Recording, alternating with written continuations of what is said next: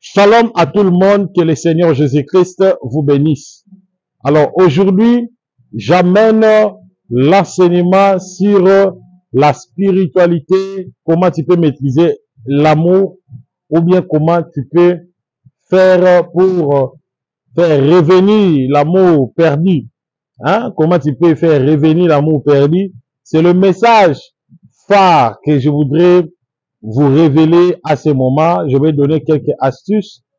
Donc, je vais aussi expliquer des choses sérieuses sur la spiritualité.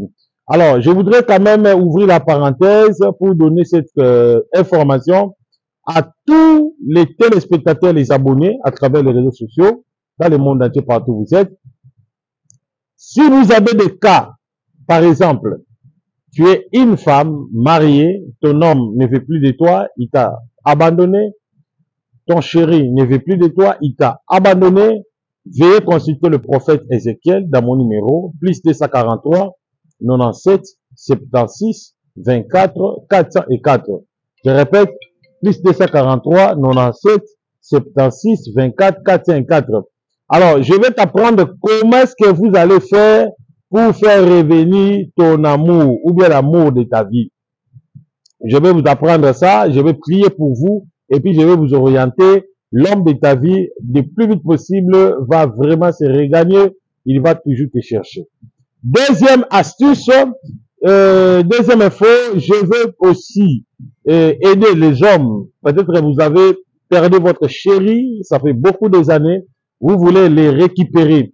Je vais vous donner l'astuce, ou bien je vous apprends quelque chose à faire. Lorsque vous allez faire ça, vous allez vraiment regagner ou bien gagner votre amour perdu. Troisième info, pour des personnes qui cherchent le travail le plus rapide, ça veut dire que vous avez des problèmes qui nécessitent de l'argent, vous cherchez le travail le plus possible, le plus rapide. Nous mettons à votre disposition un parfum bien activé par moi-même, le prophète Ézéchiel, où il y a plein des énergies de la bénédiction de notre Seigneur Jésus-Christ. Le parfum là, c'est un parfum qui se sent très bon, une très bonne odeur. Vous allez appliquer dans le corps. Hein, vous appliquez dans le corps, vous répétez un psaume biblique. Vous allez répéter ça 21 fois. Alors, lorsque vous appliquez ces parfums, je vous assure que vous aurez le travail dans l'espace de 3 jours. Alors, le parfum est vendu à 400 $. Si tu veux en avoir, tu veux chercher, tu veux en avoir, consultez le numéro du prophète Ézéchiel, discuter. Quand on dit 400 $, ce n'est pas seulement 400 $, donc il faut discuter. Donc, je vais commencer à vous expliquer qu'est-ce que vous allez faire. Donc, le parfum est là surtout pour des personnes qui cherchent le travail, vous essayez d'aller dans le travail, vous êtes licencié du travail, vous voulez regagner votre poste, le parfum des miracles de Bishima est là. Quatrième information, il y a l'eau de Bishima. L'eau de Bishima, c'est vraiment un médicament principal que Dieu m'avait donné pour soigner les enfants de Dieu. Alors, dans l'eau là, j'ai rempli l'onction, la puissance de Dieu. Dès que je te donne l'eau de Bishima, dès que vous allez boire ça, vous allez vous-même se rendre compte que les choses vont bien marcher. L'eau de Bishima est vendue à 200 $. Alors, si quelqu'un veut peut-être en avoir, vous êtes à l'étranger, partout où vous êtes, consultez le numéro du prophète Ézéchiel. Je vais vous expédier ça dans les agences ou dans les postes. Merci, que Dieu vous bénisse. Aujourd'hui, je voudrais parler sur la spiritualité et puis révéler quelques points, essayant que les gens ne comprennent pas. Bien aimé dans le Seigneur, vous devez comprendre une chose. Il y a la différence entre la spiritualité et la religion. Là, vous devez comprendre ça. Il y a la différence entre la spiritualité et la religion. La religion, c'est quoi? La religion, c'est une organisation. C'est depuis l'an 325, après Jésus-Christ. Parce que Jésus-Christ est mort à 300 ans. Donc, après Jésus-Christ, l'église, donc je peux dire le groupe de Jésus, se sont organisés à une religion. Parce que dès au départ, l'église, ou bien le groupe de Jésus, les 12 disciples, ils n'étaient pas des religieux. Ces groupes, ils étaient des hommes et des femmes spirituels. Voilà pourquoi vous allez voir même dans la Bible, quelque part, Jésus-Christ a dit, vous ne pouvez pas prêcher, vous ne pouvez pas faire quoi que ce soit si vous n'avez pas encore été rempli par les visions du Saint-Esprit. Or, les visions du Saint-Esprit, c'était la spiritualité. C'était le réveil. Voilà pourquoi dans la Bible, Jésus-Christ a dit, vous ne pouvez pas aller prêcher si vous n'êtes pas encore rempli par les visions du Saint-Esprit. Donc, vous voulez d'abord, avant d'abord d'aller prêcher la parole du Seigneur, vous devez d'abord être rempli par les visions du Saint-Esprit. C'était une branche de la spiritualité, une initiation. Le Seigneur initiait ses enfants. Alors, dans l'époque, les groupes, ou bien les groupes de disciples de Jésus-Christ, ce n'était pas une organisation, ce n'était pas même une religion chrétienne. Ils étaient des hommes et des femmes spirituels initiés par les grands maîtres qui s'appelaient notre Papa, le Seigneur Jésus-Christ, notre Dieu. À l'époque, les disciples avaient des pouvoirs mystérieux. Aucune personne parmi les disciples de Jésus pouvait être arrêtée par soit l'armée ou bien les gendarmes de cette époque. Parce que le disciple avait une capacité de hypnotiser chaque personne, soit de disparaître ou bien d'apparaître, de faire des spectacles graves.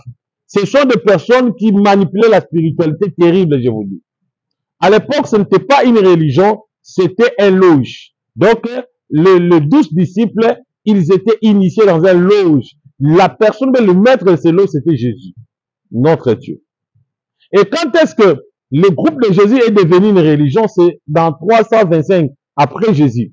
Lorsque Constantin est venu pour coloniser maintenant le groupe de Jésus, donc les disciples de Jésus, c'est par là il a donné l'injonction que le groupe de Jésus ne devait pas se marcher comme ça, il devait se conformer selon les documents administratifs du pays. Ça veut dire devenir une religion, avoir un document d'une plateforme.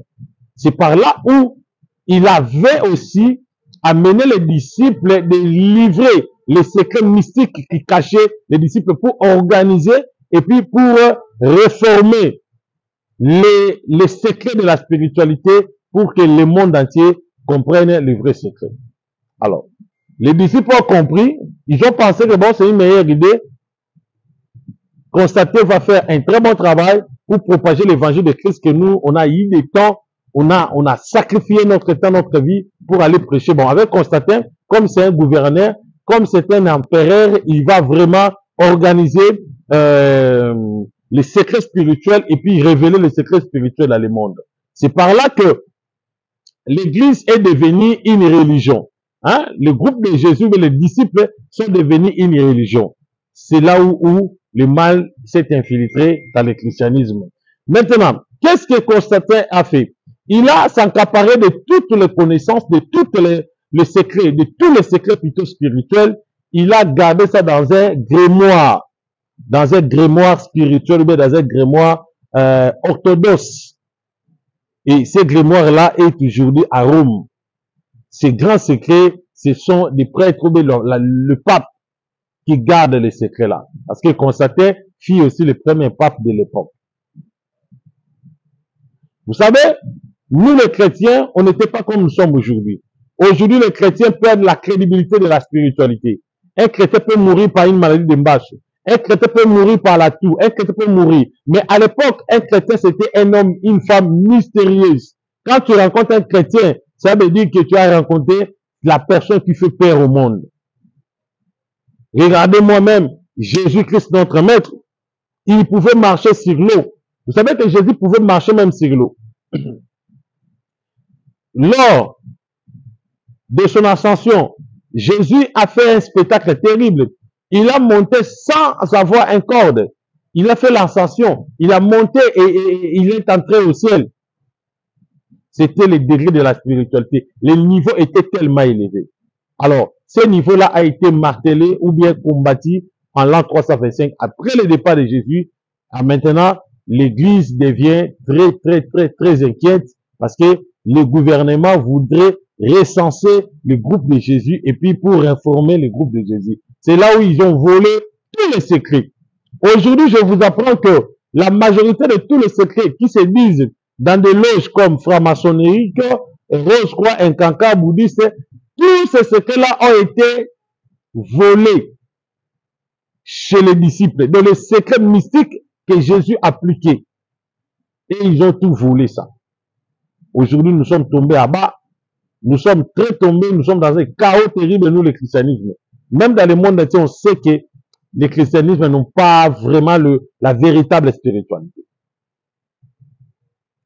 La Bible qu'on nous a laissée est falsifiée. Il n'y a pas beaucoup de vérité dans la Bible. La vérité est très peu. Beaucoup de livres retranchés. Le seul livre spirituel dans la Bible, c'est le livre de Psaume. C'est ça qui renferme la magie divine, les clés de la spiritualité. Alors, aujourd'hui, je voudrais parler qu'est-ce que vous allez faire pour faire revenir ton mari. Je vais donner une astuce, je vais donner une formule. La première des choses à faire. Prenez un cahier, un papier. Tu écris 21 fois le nom de la personne. Il faut écrire ça 21 fois. Si ça peut être gros, tu écris 21 fois. Tu prends le cannelle ici. Tu prends les cannelles ici, les cannelles naturelles. Tu vas coudre ces cannelles. Tu prends les poussières là, tu vas mettre ça là où tu as écrit le nom de la personne. Alors, il faut déchausser maintenant tes pieds. Prends tous tes deux pieds, mettez sur le papier. Mais les écrits que vous allez écrire dans les papiers, il faut écrire ça dans les stylos rouges. Et après, tu vas réciter le nom 21 fois de la personne que vous aimez, la personne que vous voulez bloquer, quoi. En mettant la poussière des canals, des canals là où il y a des écrits, quoi. Et après, je garde ça en secret, que Dieu vous bénisse. Alors, si vous voulez avoir la formation sur la spiritualité, j'encadre aussi des pasteurs, des hommes de Dieu, des prophètes. J'ai trop de livres, comme j'ai un livre que je vends, qui parle sur la spiritualité, les 12 secrets de la spiritualité pour soigner les malades. Alors, ce livre-là est vendu à 700 €. Alors, si vous voulez avoir ce livre, appelez-moi dans plus 243 97 76 24 454. Prochainement, je vais vous apprendre le reste. Que Dieu vous bénisse.